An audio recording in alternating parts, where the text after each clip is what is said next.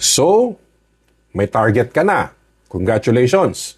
100 million, baka 300, or even 700. Maganda yan. Pero ito ho yung next na tanong. Okay? Tama ba ang pagkahati ng target mo? Kasi po, karamihan ng hospital, may total target nga, pero wala namang malinaw na breakdown. Kasi kapag hindi ho malinaw yung breakdown ninyo, wala kayong direksyon. Pag walang direksyon, wala hong growth yan. So, ito ho yung steps. Number 1, hatiin mo yung target into 2 engines. Okay? Number 1, PhilHealth. Number 2, non-PhilHealth engine. Hindi ho pwedeng ipagsama ang dalawa. Kasi magkaiba ang galaw na yan. Magkaiba yung strategy, magkaiba ang control points. Okay? Magkaiba talaga. So, dapat malinaw. Magkano ang PhilHealth target? Okay? At magkano naman yung non-PhilHealth or out-of-pocket target? So, now, once malinaw yan, do the next step. Ito yon.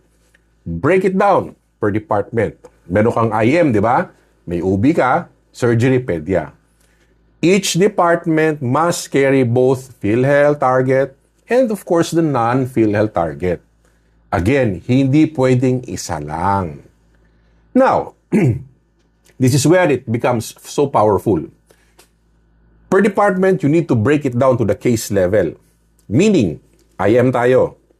Sa stroke ho, you need to have an idea, okay, kung magkano yung PhilHealth component at kung magkano usually, yung non-PhilHealth component kahit average. Ganun sa CAP-MR, high risk, UTI, stroke, sepsis. Surgery. Ganun din. Kung appendectomy, it's the same. Hernia, it's the same. Thyroid. Now, OB cases, NSBD, CS, TABSO. Sa pedia, ganun din ho yung kwento. Madengue, neonatal sepsis, AGE. Every case may dalawang value talaga. The PhilHealth and the non-PhilHealth.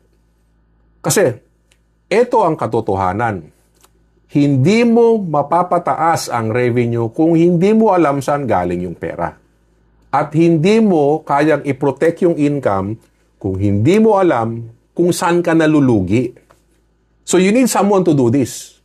Imagine kapag bawat department alam ang target nila, kapag bawat case may breakdown, kapag bawat patient may value, okay? Biglang nagiging clear yung picture para sa kanila.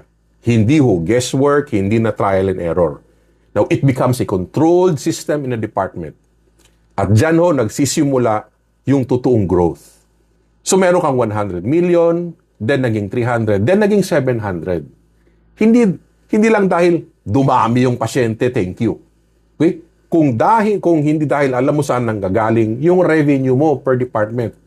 Now, if you want to see the actual structured way on how to do this, okay, join me in this session sa discussion on the 700 million. I'll show you how to break it down, targets, then turn them into real measurable revenue. I'll give you the 15 steps. 15 ho ito hindi lang about target, but on the entire scale.